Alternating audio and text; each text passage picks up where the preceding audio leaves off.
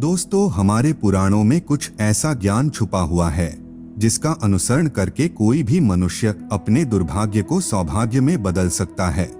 लेकिन वैसे हिंदू धर्म में 18 पुराणों को बहुत ही पवित्र और महत्वपूर्ण माना गया है। इन्हीं 18 पुराणों में से एक है गरुड़ पुराण, जिसका पाठ अक्सर किसी की मृत्यु पर किया जाता है ताकि प्राणी की आत्मा को मोक्ष की प्राप्ति हो सके। लेकिन इस पुराण में आत्मा के रहस्य के अलावा भी जीवन से जुड़े कुछ एक ऐसे रहस्य छुपे हुए हैं जो इस कलयुग में भी मनुष्य के लिए किसी वरदान से कम नहीं है। इस पुराण में कुछ ऐसी बातों का उल्लेख किया गया है जिन्हें प्राणियों के लिए वर्जित माना गया है, और यदि फिर भी कोई उन्हें जाने या अनजाने में करता है तो निश्चित तौर पर उसकी बर्बादी संभव हो जाती है। और यदि कोई प्राणी पहले से ही बर्बादी का शिकार है तो इन 7 महत्वपूर्ण बातों को ध्यान में रखकर आज ही अपने विनाश से बच सकता है। तो चलिए इस पर विस्तार से प्रकाश डालते हैं कि आखिर वे कौन सी बातें हैं जिन पर हमें ध्यान देने की जरूरत है। दोस्तों, पूरी जानकारी के लिए वीडियो को अंत तक जरूर देखना और चैनल को सब्सक्राइब करना न भूलें। गरुड़ पुराण के नीति शास्त्र में कहा गया है कि शत्रुओं से निपटने के लिए सतर्कता और चातुर्य का सहारा लेना चाहिए।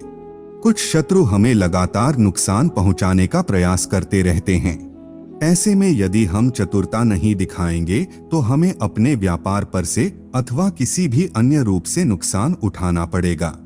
इसलिए इस पुराण में बताया गया है कि जैसा हमारा शत्रु होगा ठीक उसी ढंग से उसकी पहचान करके उसके अनुसार हमें अपनी कुटिल योजना का उपयोग करके उस पर काबू पाना होगा। यदि आप अमीर या सौभाग्यशाली बनना चाहते हैं तो जरूरी है कि आप साफ सुथरे, सुंदर एवं सुगंधित वस्त्र पहने। गरुड़ पुराण के अनुसार उन लोगों का सौभाग्य नष्ट हो जाता है जो गंदे वस्त्र पहनते हैं। ऐसे लोगों के पास कभी भी लक्ष्मी नहीं आती है, उनके घर दरिद्रता का निवास हो जाता है। कई बार ऐसा भी देखा गया है कि जो लोग धन और सभी प्रकार के सुख सुविधाओं से संपन्न रहते हैं परंतु फिर भी गंदे कपड़े पहनते हैं, उनका धन धीरे धीरे से नष्ट होने लगता है। कितना ही कठिन से कठिन सवाल हो, विद्या हो अथवा याद करने की कोई बात ही क्यों न हो, सतत अभ्यास से उसमें पारंगत हुआ जा सकता है। इसके ठीक विपरीत यदि अभ्यास का अभाव हो तो अच्छी से अच्छी विद्या भी एक दिन नष्ट हो जाती है और हमारा मन और मस्तिष्क उन बातों को भूलने लगता है। इसीलिए इस पुराण में बताया गया है कि ज्ञान और विद्या को सुरक्षित रखने के लिए हमें सदा उनका अनुसरण अथवा अभ्यास करते रहना चाहिए। भोजन ही हमें ताकत देता है और भोजन ही हमें रोगी भी बनाता है, अर्थात भोजन ही हमारी शरीर की ऊर्जा का मुख्य स्रोत है। हमें आधी से ज्यादा बीमारियां भी इसी वजह से होती हैं। परंतु यदि हम संतुलित भोजन करें तो हमें निरोगी काया प्राप्त होगी। इसीलिए हमें सदैव सुपाच्य भोजन ही ग्रहण करना चाहिए, क्योंकि ऐसे भोजन से पाचन तंत्र ठीक से काम करता है और पूर्ण ऊर्जा शरीर को प्राप्त होती है। एकादशी व्रत को ग्रंथों और पुराणों में श्रेष्ठ बताया गया है। गरुड़ पुराण में इसकी महिमा का विस्तार से बखान किया गया है। जो प्राणी एकादशी का व्रत रखता है वह सभी प्रकार के देवियां तथा चंद्रमा के कष्टों से बच जाता है और उसका दुर्भाग्य सौभाग्य में बदल जाता है। तुलसी की महिमा का बखान लगभग सभी पुराणों में भली प्रकार से किया गया है।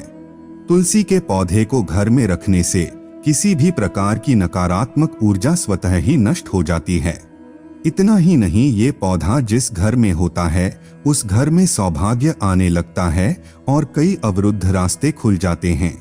इसका प्रतिदिन सेवन करने वाले प्राणी को कोई भी रोग नहीं होता है। श्री हरि की पूजा के पश्चात तुलसी की पूजा करने से मनोवांछित फल की प्राप्ति होती है।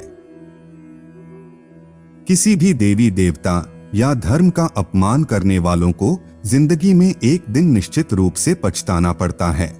गरुड़ पुराण के अनुसार मंदिर जैसे पवित्र स्थानों पर गंदे काम करने वाले, अच्छे लोगों को धोखा देने वाले अथवा किसी के एहसान के बदले में उन्हें अपशब्द कहने वाले या धर्मशास्त्र तथा वेद पुराणों के अस्तित्व पर सवाल उठाने वालों को भिन्न भिन्न प्रकार के नरकों में यातनाएं भोगनी पड़ती है।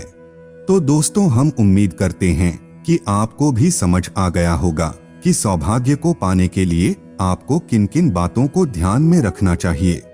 इसी के साथ हमारी आज की जानकारी भी यहीं समाप्त होती है।